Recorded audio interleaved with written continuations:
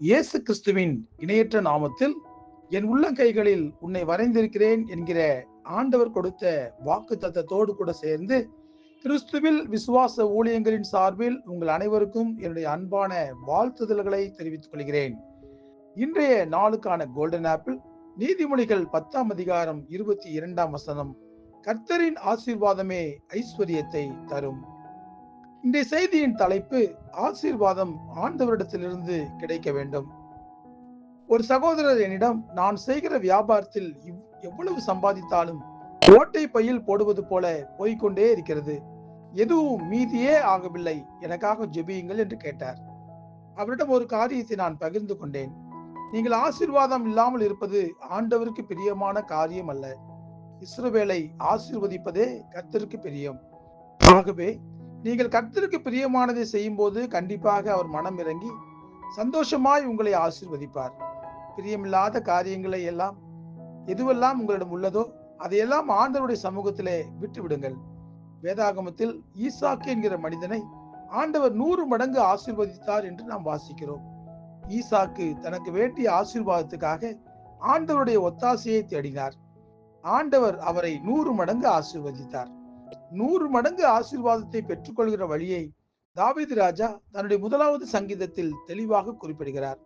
கர்த்தருடைய வேதத்தில் பிரியமாயிருந்து இரவும் பகலும் அவருடைய வேதத்தில் தியானமாயிருக்கிற மனுஷன் பாக்கியவான். அவன் நீர்க்கால்களின் ஓரமாய் நடப்பட்டு தன் காலத்தில் தன் கனியை தந்து இலையுதிராய் இருக்கிற மரத்தை போல இருப்பான். அவன் செய்வதெல்லாம் வாய்க்கும்.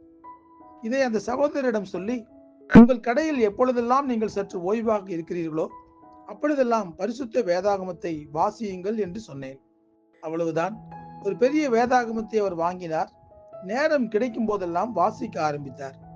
அநேக வாக்குத்தத்தங்கள் மூலமாய் ஆண்டவர் அவரோடு கூட பேசினார். ஆண்டவர் மீது மிகுந்த விசுவாசம் அவர் வைக்க ஆரம்பித்தார். எல்லா கல்லாப்பெட்டியிலும் பணம் மீதியே ஆவதில்லை என்று எந்த கல்லாப்பெட்டியை பார்த்து சொன்னாரோ அது அப்படியே தான் இருந்தது.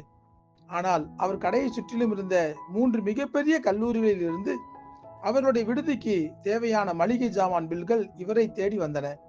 விசுவாசத்தோடு அவர்களுக்கு தேவையான ஜாமான்களை இவர் சப்ளை பண்ண ஆரம்பித்தார்.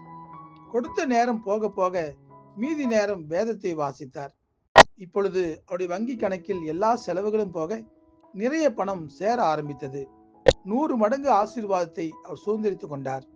மெய்யாகவே இந்த ஆசீர்வாதம் ஆண்டவருடைய வார்த்தைகளுக்கு முக்கியத்துவம் கொடுத்ததினால் அந்த சகோதரனுக்கு கிடைத்தது. இப்பொழுது அது பல விதங்களில் ஆண்டவரை அவர் பிரியப்படுத்துகிறார். ஆண்டவரும் அவருக்கு பிரியமான ஆசீர்வாதங்களை எல்லாம் அவருக்கு கொடுக்கிறார். ஆகவே நாம் யாராக இருந்தாலும் சரி, நமக்கு கிடைக்கிற ஆசீர்வாதங்கள் எல்லாம் ஆண்டவருடைய கரங்களில் இருந்து நமக்கு கிடைக்க வேண்டும்.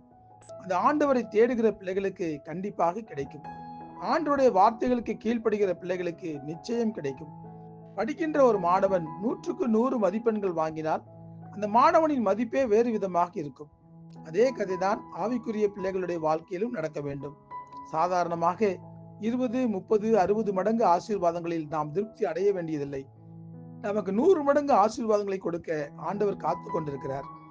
ஆண்டவர் நமக்கு கொடுக்கிற ஆசீர்வாதங்கள் நமக்குள் நிலைத்து நிற்க வேண்டுமானால் நாம் ஆண்டவருக்குள் மிகவும் உறுதியாக நிலைத்து நிற்க வேண்டும். அதன் பிறகு பாருங்கள், ஆண்டவர் கொடுப்பதை யாராலும் தடுக்கவே முடியாது. அவரை நம்புகிற பிள்ளைகளுக்கு அள்ளி அள்ளி கொடுக்கிற தேவன் அவர். ஆண்டவர் கொடுக்கிற ஆசீர்வாதங்கள் மட்டுமே நம்முடைய வாழ்க்கையில் எப்பொழுதும் நிலைத்து நிற்கும். ஜெபிப்போமா? அன்புள்ள ஆண்டவரே, பல சமயங்களில் நாங்கள் கஷ்டப்பட்டு சம்பாதிக்கிற பணம் எங்களுடைய கைகளிலே நிற்பதே இல்லை. திடீர் என்று வருகிற செலவுகள் எங்களிடத்தில் இருக்கிற செல்வத்தை எல்லாம் அள்ளிக்கொண்டு போய்விடுகின்றன. திகைத்து நிற்கிற வேலைகளில் எல்லாம் நாங்கள் பல நிமிஷங்கள் வேதனையோடு கூட உம்மை நோக்கி பார்க்கிறோம். பைபிள் சொல்லுகிறது, கர்த்தரின் ஆசீர்வாதமே ஐஸ்வர்யத்தை தரும் என்று. ஆம் ஆண்டவரே, நாங்கள் உம்மை நோக்கி பார்க்கிறோம். நீர் எங்களுக்கு ஆசீர்வாதங்களை கொடுங்கப்பா. எங்களுடைய சொந்த முயற்சியினால் நாங்கள் எவ்வளவு முயற்சி செய்து சம்பாதித்தாலும் அதெல்லாம் ஓட்டை பையிலே போடுவது போல போய்கொண்டேதான் இருக்கிறது. ஆனால் நீர் எங்களுக்கு ஆசீர்வாதங்கள் கொடுக்கும் போது அது எங்களுடைய வாழ்க்கையிலே நிலைத்து நிற்கும் என்று வேத வசனத்தின்படியே உம்முடைய வார்த்தைகளுக்கு கீழ்ப்படிந்து உம்மை நோக்கி நாங்கள் பார்க்கிறோம் அப்பா. தேவரை தாமே உம்முடைய கரங்களை நீட்டி நாங்கள் செய்கிற வேலையை ஆசீர்வதிங்க. நாங்கள் செய்கிற வியாபாரத்தை ஆசீர்வதிங்க. நாங்கள் செய்கிற ஊழியங்களை ஆசீர்வதிங்க. நாங்கள் செய்கிற எல்லா காரியங்களையும் ஆசீர்வதிங்க. எங்கள் வீட்டுக்குள்ளே வருகிற பொருள்கள் எல்லாம் உம்முடைய கரங்களில் இருந்து வரட்டும் அப்பா. அது எங்களுக்கு ஆசீர்வாதமானதாக இருக்கட்டும். உம்மிடமிருந்து 100% ஆசீர்வாதங்களை உம்முடைய வார்த்தைகளுக்கு கீழ்ப்படிந்து நடப்பதின் மூலம் நாங்கள் பெற்றுக்கொள்ள உதவி செய்யுங்க. இயேசு கிறிஸ்து என்கிற வல்லமையுள்ள நாமத்திலே ஜெபிக்கிறோம் நல்ல பிதாவே. ஆமேன், ஆமேன்.